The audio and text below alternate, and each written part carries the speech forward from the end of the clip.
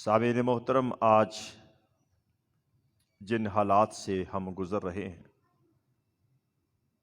ہر طرف پریشانیوں کا عالم ہے۔ جدھر بھی نگاہ اٹھائیں، نظر گھمائیں، ہمیں معاشرتی حالات پریشان کن دکھائی دیتے ہیں۔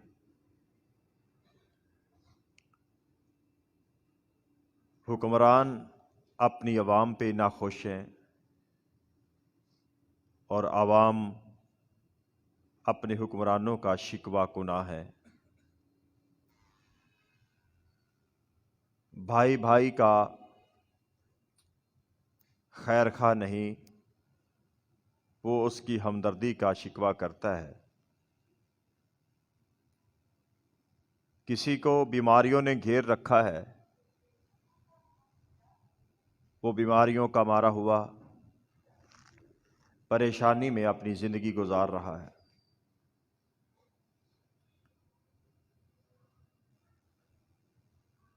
مال اور عزت کو دیکھیں تو وہ محفوظ نہیں، ملک کے اندرونی حالات دیکھیں تو پریشان کن ہے۔ اگر تھوڑی سی امن کی خبر آتی ہے یا امن کی اطلاع آتی ہے تو اللہ کی طرف سے آسمان سے یا زمین سے کوئی آفت آ جاتی ہے۔ زلزلے کی صورت میں، سیلاب کی صورت میں، بارشوں کی صورت میں اللہ کی طرف سے کوئی آزمائش، کوئی ابتلا آ جاتی ہے۔ اگر پاکستان کے حالات کو دیکھیں تو ہم بیرونی لحاظ سے بھی اور اندرونی لحاظ سے بھی بہت پریشان ہیں۔ ایک طرف ہمارا ازلی دشمن، دوسری طرف ہمارے بلوچستان کے حالات۔ ان حالات کے اندر سب سے پہلے کہ ہم نے سوچنا ہے، یہ پریشانیاں، یہ خوف، یہ امتحانات اور آزمائشیں کیوں آتی ہیں؟ سب سے پہلے تو یہ بات جان لیجیے، اپنے ذہن میں بٹھا لیجیے، زندگی ساری ہی امتحانات کا، آزمائشوں کا نام ہے۔ وَلَنَبْلُوَنَّكُمْ بِشَيْءٍ مِّنَ الْخَوْفِ وَالْجُوعِ وَنَقْصٍ مِّنَ الْأَمْوَالِ وَالْأَنفُسِ وَالثَّمَرَاتِ، ہم ضرور تمہارا امتحان کریں گے، تمہاری آزمائش کریں گے۔ بِشَيْءٍ مِّنَ الْخَوْفِ، خوف سے، وَالْجُوعِ، بھوک سے، وَنَقْصٍ مِّنَ الْأَمْوَالِ، مالوں کی کمی، رزق کی کمی دے کے ہم آزمائیں گے۔ والثمرات، پھلوں کی قلت، قحط سالی کا عذاب دے کے ہم تمہیں آزمائیں گے۔ وبشر الصابرین، لیکن ان حالات میں صبر کرنے والوں کو خوشخبری ہے۔ زندگی آزمائشوں کا نام ہے۔ رب تعالی ہمیں آزماتے ہیں۔ آزماتے کیوں ہیں؟ ایک تو اللہ رب العزت ہمارے ایمان کا امتحان لیتے ہیں کہ جنہیں میں نعمتیں دیتا ہوں، جن کے اوپر میں انعامات کرتا ہوں، جنہیں میں نوازتا ہوں، جن کے اوپر اپنی رحمتوں کا نزول کرتا ہوں، نعمتیں دیتا ہوں، وہ کہاں تک میری نعمتوں کا شکر ادا کرتے ہیں؟ اور دوسرا، اگر آزمائش آ جائے، ان آزمائش کے دنوں میں وہ کہاں تک صبر کرتے ہیں؟ زندگی پھولوں کی سیج نہیں، زندگی امتحانات کا نام ہے۔ انبیاء علیہ السلام کی زندگی کو ایک نظر سے دیکھیے۔ میرے اور آپ کے پیغمبر حضرت محمد مصطفیٰ صلی اللہ علیہ وآلہ وسلم کی زندگی ابتلاؤں سے، آزمائشوں سے، سختیوں سے بھری پڑی۔ صرف ایک شیب ابی طالب کی گھاٹی کے 3 برس دیکھ لیجئے۔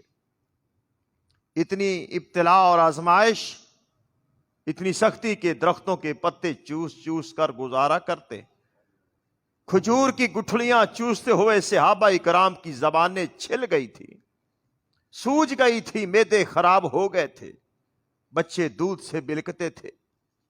ان حالات میں میرے نبی امام الانبیاء سید الاولین والآخرین نے یہ آزمائش کا دن صبر سے گزارا۔ نوح علیہ الصلوۃ والسلام کی زندگی دیکھیے، پوری قوم ان کی دشمن ہے، ان کی مخالف ہے۔ 950 سالہ زندگی، قوم کے تانوں، قوم کی بد اخلاقی برداشت کر کے آپ نے بسر کی۔ آپ ابراہیم علیہ الصلوۃ والسلام کی زندگی دیکھیے، وقت کا حکمران نمرود ہے، پوری قوم ہے، پوری قوم نے ٹکر لیا ابراہیم علیہ الصلوۃ والسلام کے ساتھ، اور ابراہیم علیہ الصلوۃ والسلام کو چتا میں ڈالا، آگ میں ڈالا۔ کس پیغمبر کی زندگی ڈھونڈنا چاہتے ہو؟ آپ سلیمان علیہ الصلوۃ والسلام دیکھیے، آپ یونس علیہ الصلوۃ والسلام کو دیکھیے، پوری قوم تانے دیتی ہے، دعوت کو ٹھکراتی ہے۔ مچھلی کے پیٹ میں یونس علیہ الصلوۃ والسلام چلے گئے۔ ہر نبی، ہر پیغمبر امتحانات سے زندگی بسر ہوئی ہے، لیکن آج ہمارے لیے یہ پیغام ہے، انہوں نے تو صبر کر کے زندگی گزار لی ہے، اللہ ہمیں آزمائشوں میں کیوں ڈالتے؟ بجائے اس کے کہ ہم ایک دوسرے کو تانا دیں کہ تیری وجہ سے سب کچھ ہوا ہے، تیری وجہ سے آزمائشوں میں آج ہم مبتلا ہوئے، حکمران عوام کو تانا دے اور عوام حکمرانوں کو تانا دے کہ تمہاری وجہ سے سب عذاب آئے ہیں، تمہاری وجہ سے آج نحوست کے سائے ہم پہ منڈلا رہے ہیں۔ بھائیو، آج ایک دوسرے کو الزام دھرنے سے پہلے شریعت مطہرہ ہمیں کیا کہتی ہے؟ شریعت مطہرہ، رب کا قرآن ہمیں پیغام دیتا ہے، ظہر الفساد فی البر والبحر، فساد ظاہر ہو چکا ہے خشکی میں بھی اور تری میں بھی، بما کسبت ایدی الناس، یہ لوگوں کے اپنے اعمال کی وجہ سے۔ اللہ کہتے ہیں تمہارے گناہوں کی وجہ سے میں نے یہ سارے عذاب اور ساری سزائیں اور فساد، یہ زمین کے اندر جو انقلاب ہے، کبھی پانی کو ترستے تھے، آج پانی ہی پانی ہے لیکن پینے کے لیے قطرہ پھر بھی نہیں۔ کبھی بارش کی دعا کرتے تھے، آج بارش برس رہی ہے، کھانے کو پھر بھی کچھ نہیں۔ کبھی کہتے تھے کہ فصلیں نہیں اگتی، قحط سالی ہے، دعا کیجئے رب آسمان سے بارش رحمت کی برسائے، اج رحمت کی بارش برسی ہے، وہی پانی ہمارے لیے ہلاکت کا سامان بن گیا۔ رب فرماتے ہیں سورہ الروم میں، لِيُذِيقَهُمْ بَعْضَ الَّذِي عَمِلُوا، ہم اس لیے کرتے ہیں تاکہ ان کے اعمال کی کچھ سزا دیں۔ سزا دے کے ہم چاہتے کیا ہیں؟ لَعَلَّهُمْ يَرْجِعُونَ، تاکہ وہ پلٹ آئیں، میری طرف رجوع کر لیں، میری طرف رجوع کر کے سوچیں کہ کہیں ہم سے غلطی ہوئی ہے، کہیں ہم سے بھول ہو گئی ہے۔ رب آزمائشیں اس لیے بھی دیتا ہے تاکہ بندوں کا امتحان دے کے اللہ آزمائے، رب تعالیٰ کی کبریائی اور مولا یاد آ جائے۔ ایک اور مقام پر اللہ اس طرح ارشاد فرماتے، سورہ سجدہ ہے، وَلَنُذِيقَنَّهُم مِّنَ الْعَذَابِ الْأَدْنَىٰ دُونَ الْعَذَابِ الْأَكْبَرِ، ہم بڑے عذاب سے پہلے چھوٹے چھوٹے عذاب دیتے ہیں۔ بڑے عذاب سے پہلے، جب اِذَا الشَّمْسُ كُوِّرَتْ، جب سورج لپیٹ دیا جائے گا، وَإِذَا الْبِحَارُ سُجِّرَتْ، سمندر ابلیں گے، اس وقت سے پہلے ہم چھوٹے چھوٹے عذاب دے کے آزماتے ہیں۔ وَلَنُذِيقَنَّهُم مِّنَ الْعَذَابِ الْأَدْنَىٰ، چھوٹے عذاب، کبھی کسی علاقے میں پانی کا عذاب ہے، کبھی زلزلے کا عذاب ہے، کہیں قحط سالیاں ہیں، کہیں فتنے ہیں، دون العذاب الاکبر، بڑے عذاب سے پہلے مقصد کیا ہے؟ لعلہم یرجعون، میری طرف پلٹ آئیں، میری طرف رجوع کر لیں۔ یہ ہے انبیاء کا شیوا، یہ ہے مومنوں کی روش، یہ ہے مومنوں کی عادت۔ ایک تو یہ سمجھتے ہیں مومن کے امتحان اللہ کا امتحان ہے، اس میں ہماری غلطی ہے، اس سے ہم کے اندر کوئی کمی رہ گئی ہے، ہمارے اندر کوئی نقص رہ گیا ہے۔ جس غلام کو نوکر کو نوکری سے نکال دیا جائے، جس ملازم کو فیکٹری سے نکال دیا جائے، وہ سوچتا ہے کہیں میری غلطی ہوئی ہے، کہیں مجھ سے کمی ہو گئی ہے، ڈیوٹی فل نہیں کر سکا، میرے ہاتھ سے نقصان ہو گیا ہے، مالک مجھ سے روٹھ گیا ہے، مجھ پہ ناراض ہو گیا ہے۔ وہ اپنی زندگی کی طرف دیکھتا ہے، اپنی زندگی کی طرف دیکھ کے اپنا نقص دور کرتا ہے۔ سمجھدار ہو تو اپالوجائی کرتا ہے، معذرت کرتا ہے، زندگی میں دوبارہ موقع دینے کی درخواست کرتا ہے۔ یہ مومن کا شیوا ہوتا ہے۔ جو مومن نہیں ہوتا وہ اپنی غلطی کی طرف دھیان نہیں دیتا، وہ دوسرے کو الزام دیتا ہے۔ مومن کا اور غیر مومن کا یہی فرق ہے۔ امام کائنات نے حضرت محمد مصطفیٰ صلی اللہ علیہ وآلہ وسلم کی حدیث مبارکہ ہے، ان المومن، مومن جو ہوتا ہے نا، وہ چھوٹا جرم کر کے ایسے سمجھتا ہے کانہ قائد تحت جبل، میں بڑے پہاڑ کے نیچے بیٹھا ہوں، مجھ سے غلطی ہو گئی ہے، کانہ واقع علیہ، ابھی پہاڑ میرے اوپر گرے گا اور مجھ کو ہلاک کر دے گا۔ مومن اپنی غلطیاں دیکھ کے اپنا قبلہ درست کرتا ہے، اور جو غیر مومن ہوتا ہے وہ کبھی اپنی غلطیوں کی طرف رجوع نہیں کرتا، وہ دوسرے کو الزام دھرتا ہے۔ آج وقت ہے، آج جن حالات سے ہم گزر رہے ہیں، جن پریشانیوں کے عالم میں ہم زندگی کے دن گزار رہے ہیں، یہ آج سب سے زیادہ ہمیں ضرورت ہے کہ ہم اپنی غلطیوں کی طرف دھیان کریں، اپنی اصلاح کریں۔ کہیں ہم سے کوئی غلطی تو نہیں ہو گئی، کہیں ہم سے گناہ تو نہیں ہو گیا۔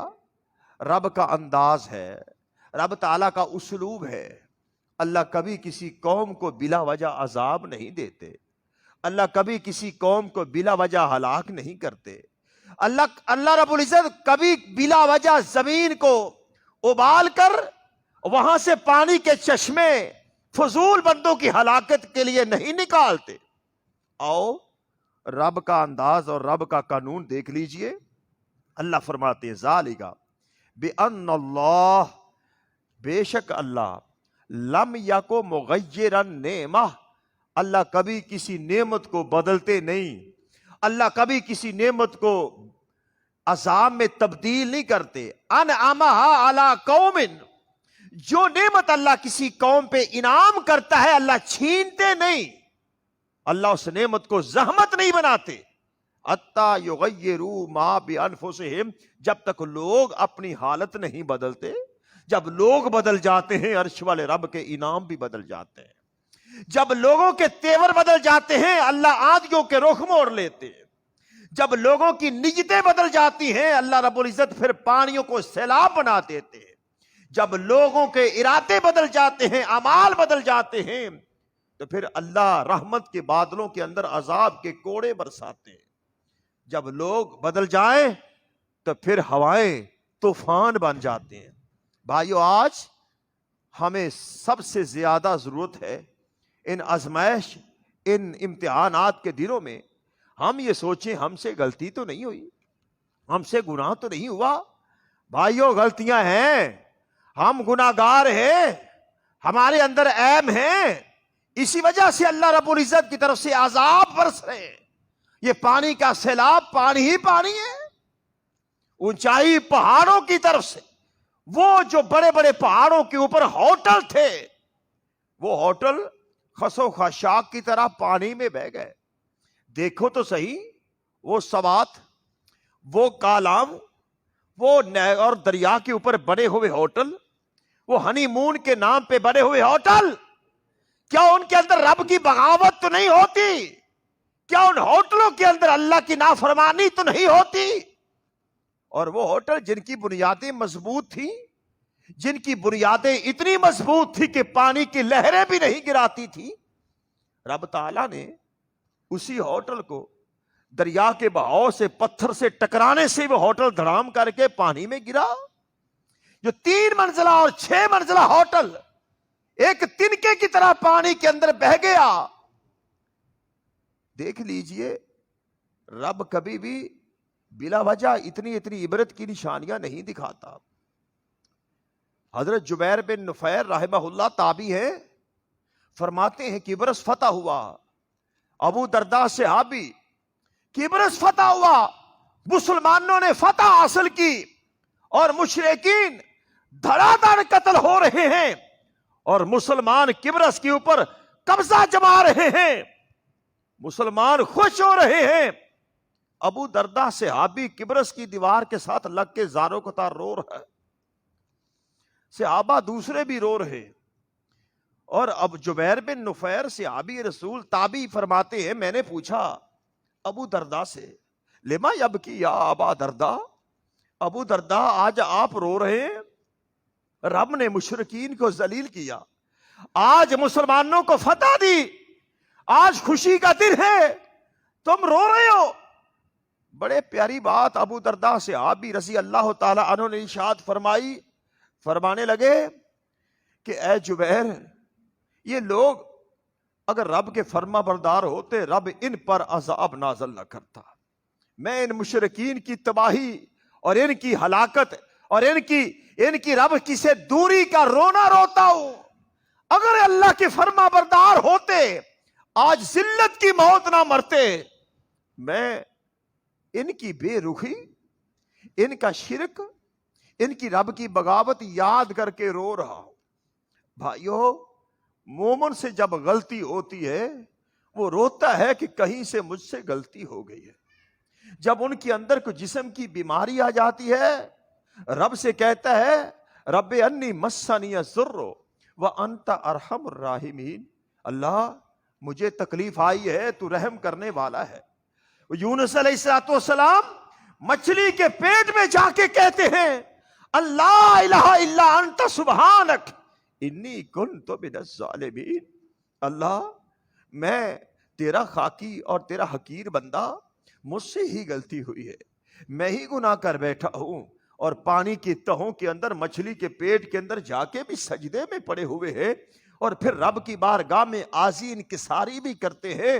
بھائیو، رب تعالیٰ کے قانون ہیں، ان الذین یحبون ان تشیع الفاحشہ والذین آمنوا، وہ لوگ جو چاہتے ہیں فحاشی مومنوں میں عام پھیل جائے، جو چاہتے ہیں مومنوں کے اندر بے دینی پھیل جائے، لہم عذاب علیم فی الدنیا والآخرہ، اللہ دنیا کے اندر بھی عذاب دیتے ہیں، آخرت کے اندر بھی عذاب۔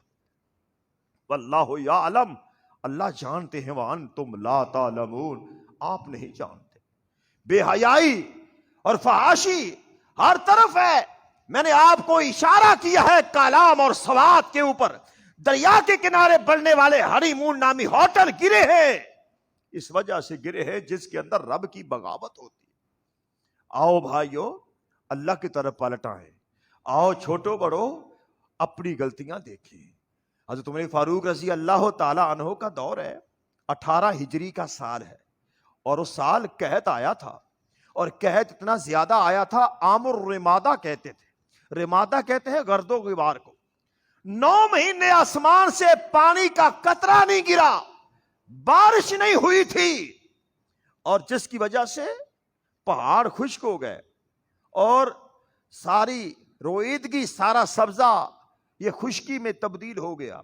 آتش فشاں پہاڑ پھٹے، وہاں سے گرم لاوا نکلا، اور جو سبزہ تھا سارا وہ خاک میں بدل گیا، اور وہ خاک اور راکھ ہو گیا۔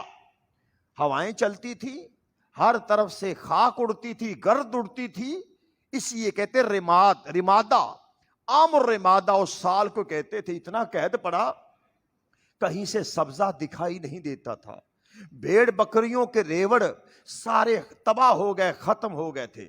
مویشیوں کا یہ حال تھا، اگر کوئی ذبح کرنے کے لیے بکری کھانے کے لیے ذبح کرتا، بکری پہ ترس کھا کے چھوڑ دیتا تھا، یہ تو کھانے کے قابل ہی نہیں. یہ حالات تھے, جانوروں کے ریوڑ تک ختم ہو گئے, اور بازاروں کے اندر کھانے کے لیے چیز نہیں ملتی تھی. لوگوں کے ہاتھوں میں پیسے تھے لیکن اناج نہیں ملتا تھا. لوگوں کے ہاتھوں میں رقم تھی لیکن کچھ نہیں ملتا تھا. ان حالات میں جنگلی جانوروں کے یہ حالات تھے. تفسیر تبری, تاریخ تبری میں لکھا ہے, جعلت الوحش تاوی الی الانس, جنگل کے جانور, جنگل کے درندے انسانوں کے قدموں میں آ کے گر گئے تھے, ہمیں کھانے کے لیے تو کچھ مل جائے. اس قدر حالات قحط سالی کے آ گئے. یہاں تک لکھا ہے کہ انسان چوہوں کے بل کھودنے لگے, جہاں سے کھانے کے لیے کوئی چوہا مل جائے اور اس کو پیٹ کی آگ بجھا لے.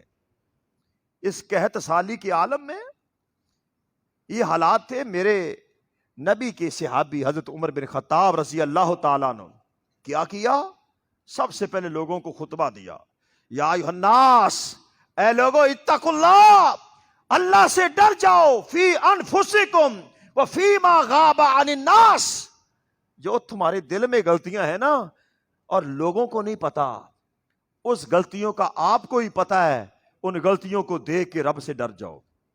من امرکم, اگلا جملہ سننا, عمر بن خطاب رضی اللہ تعالیٰ نے ارشاد فرمایا, فرماتے ہیں فقد ابتلیت بکم وابتلیتم بی, تم میری وجہ سے آزمائش میں آ گئے, میں تمہاری وجہ سے آزمائش میں آ گیا. یہ نہیں کہا کہ تمہاری وجہ سے ہی, یہ نہیں کہا عوام نے کہ تمہاری وجہ سے, کہا تمہاری وجہ سے میں آزمائش میں اور میری وجہ سے تم آزمائش میں. فما ادری, میں نہیں جانتا, اسخطۃ علی دونکم او علیکم دونی, کہ جو رب کی ناراضگی ہے صرف میرے اوپر ہی ہے, تمہارے اوپر نہیں, یا تمہارے اوپر ہے میرے اوپر نہیں. فرمایا جس طرح میرے اوپر رب کی ناراضگی ہے تمہارے اوپر بھی رب کی ناراضگی ہے. آؤ سب ہم رب کی بارگاہ میں دعا کریں. عمر بن خطاب خطاب کر رہے ہیں, فَهَلُمُّوا, آؤ, فَلْنَدْعُوا اللَّهَ, ہم رب سے دعا کریں. یصلح قلوبنا, اللہ ہمارے دلوں کو ٹھیک کر دے. وَيَرْحَمْنَا, اللہ ہم پہ رحم فرمائے. وَيَرْفَعْ عَنَّا الْمَحَلَّ وَالْعَذَابَ, اللہ یہ عذاب قحط سالی ہم سے دور فرما دے. بتائیے, ایک ٹی وی والے کسی چینل نے, ایک کسی اینکر پرسن نے, کسی نے یہ کہا کہ آؤ یار رب کی بارگاہ میں توبہ کر لیں. یہ عذاب دیکھو, یہ دہتی ہوئی برباد ہوئی پلیں دیکھیے, یہ بہتے ہوئے پانی میں مکان دیکھیے, ڈوبتے ہوئے انسانوں کی لاشیں دیکھیے, پانی کے اندر بھیڑوں کے, جانوروں کے, یہ سارے مویشیوں کے سارے جھنڈ دیکھیے, اور پھر رب کی بارگاہ میں توبہ کیجئے. کسی نے کہا. عمر بن خطاب رضی اللہ تعالی فرمایا, صحابی بھی کہتے ہیں فقد رویا یومئذ عمر رافعا یدیہ ید اللہ, ہم نے عمر بن خطاب کو دیکھا آپ رب کی بارگاہ میں ہاتھ اٹھائے ہوئے تھے. ودعا الناس, لوگوں نے بھی دعا کی تھی. فبکا, عمر فاروق زاروں قطار رونے لگے. وبکا الناس, لوگ بھی رونے لگے. ملین, کئی دیر تک دعا کرتے رہے, کئی دیر تک. آج ہمیں اس کی طرف رجوع کرنے کی ضرورت ہے. آج یہ پانی ہماری آنکھوں کے پانیوں سے خوش ہوگا. آسمان کی آفتوں کا مقابلہ دنیا کی ٹیکنالوجی نہیں کر سکتی. دنیا کے بنائے ہوئے بند اس سیلاب کو نہیں روک سکتے. روک سکتے ہیں تمہاری آنکھ کے قطرے, روک سکتے ہیں, روک سکتے ہیں ہمارے اٹھے ہوئے ہاتھ, رب کے عذاب کو ٹال سکتے ہیں. حضرت عمر بن خطاب رضی اللہ تعالیٰ عنہ نے کیا کیا, اس قحط سالی کے عالم میں لوگ دیہاتوں سے مدینہ منورہ میں تشریف لے آئے. قحط سالی تھی, دیہاتوں میں کوئی مدنیت نہیں تھی, سیولائزڈ لوگ نہیں ہوتے, بدو لوگ, اور مدینہ کے اندر سیولائزڈ مہذب لوگ, اچھے مدنیت کے عالم تھے, سمجھدار تھے, اور سارے دیہاتوں سے لوگ مدینہ منورہ میں آ گئے, اور 50-70 ہزار تک لوگ وہاں تشریف لائے بیٹھے. عمر بن خطاب رضی اللہ تعالیٰ عنہ, ان کی اس دور خلافت میں لوگوں نے خدمت کی, ارحد کر دی, بیت المال کے دروازے کھول دیے. उमर बिन खत्ताब घर से निकलते, उनकी देखभाल करते और उनकी तीमारदारी बीमारों की करते। फिर बीमारी भी फैल गई। जब कैत साली आती है बीमारियां भी आम हो जाती है, बीमारी भी आम हो गई। उमर बिन खत्ताब रज़ी अल्लाह ताला अन्हु रातों को रोते, मगरिब की नमाज इशा की नमाज पढ़ के रब की बारगाह में खड़े हो जाते और नबी की उम्मत के लिए दुआएं करते। भाइयों, आज हमें भी जरूरत है।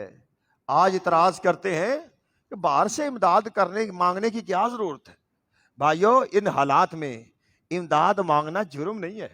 उमर बिन खत्ताब रज़ी अल्लाह ताला अन्हु ने हजरत अमीर मुआविया रज़ी अल्लाह ताला अन्हु की तरफ खत लिखा, साद बिन अबी वक्कास रज़ी अल्लाह ताला अन्हु की तरफ खत लिखा, मुख्तसर खत, इज़ा जा किताबी, कहा ए नबी के सहाबियों, जब मेरा खत आ जाए फबास इलैना मिनत ताम, हमें जल्द अज जल्द खाना भेजिए, बिमा यसलहो मिन कबलना, जो हमारे पास हैं अल्लाह उनके हालात ठीक कर दे और अल्लाह हम पे रहम फरमाए।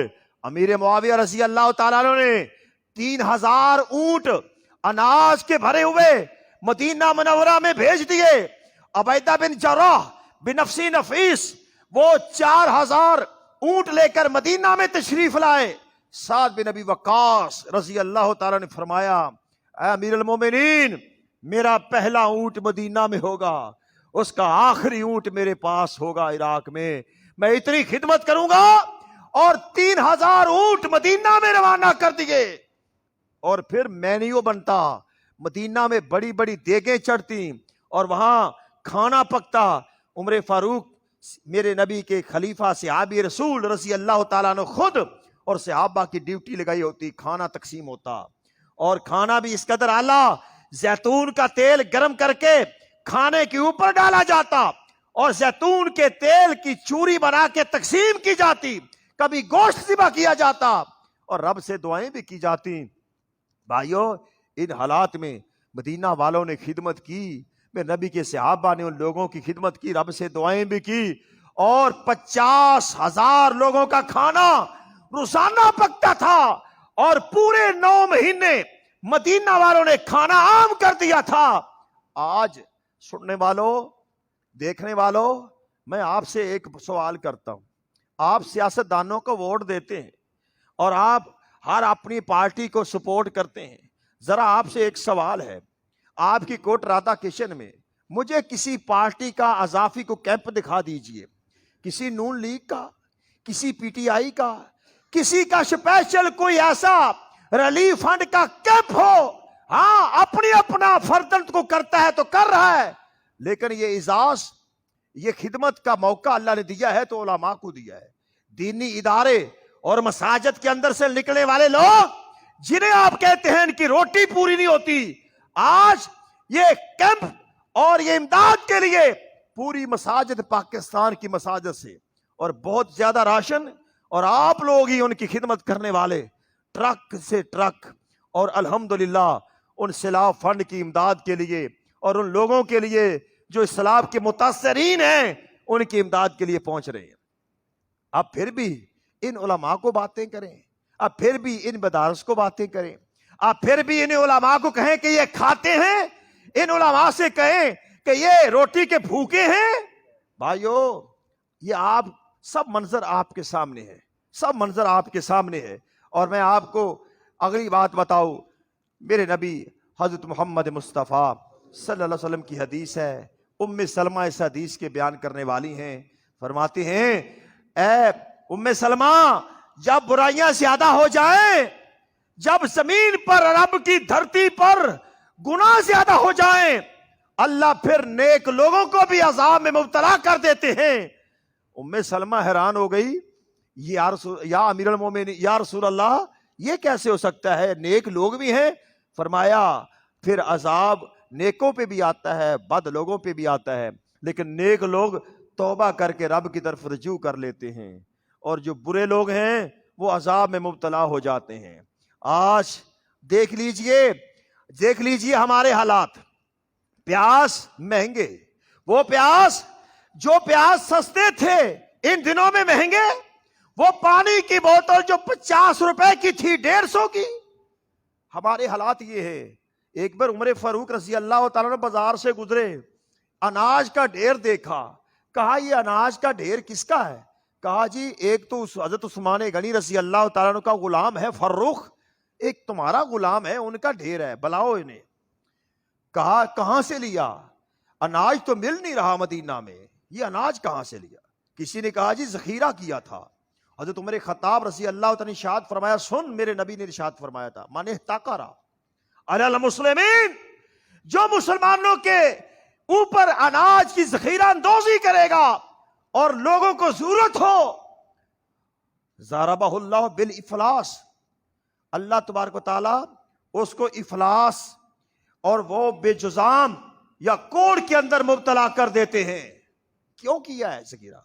حضرت فاروق کہنے لگے, اور عثمان کا غلام رضی اللہ تعالیٰ کا کہنے لگا, میں آج سے توبہ کرتا ہوں, آج کے بعد میں تجارت کا کاروبار ہی نہیں کروں گا, کیونکہ ذخیرہ اندوزی ہو جاتی ہے مجھ سے, میں وعدہ کرتا ہوں اللہ سے. اور دوسرا غلام کہنے لگا, ہم اپنے پیسے سے خریدتے ہیں, اپنے پیسے سے بیچتے ہیں, اس میں گناہ کیا ہے؟ ابو یحییٰ تابعی کہتے ہیں, میں نے اپنی زندگی میں دیکھا اس آزاد کردہ غلام کو کوڑ کے مرض میں نے دیکھا. بھائیو, آج ہمارے مسلمان, جب اعلان ہوا کہ ہم پیاز باہر سے منگوا رہے ہیں, ابھی پیاز 150 کے ہو گئے, جب پیاز نہیں مل رہا تھا 300 کے تھے. ہماری مسلمانی کا یہ حال ہے. بھائیو, میں کس کس جرم کا ذکر کروں, میں کس کس مہنگائی کا ذکر کروں.